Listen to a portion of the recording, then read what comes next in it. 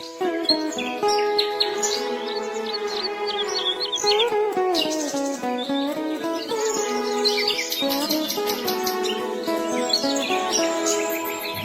आमची प्रार्थना, हेच आमचे मागणी. हीच आमची प्रार्थना, हेच आमचे मागणी. माणसाने माणसाशी माणसासम वागणे.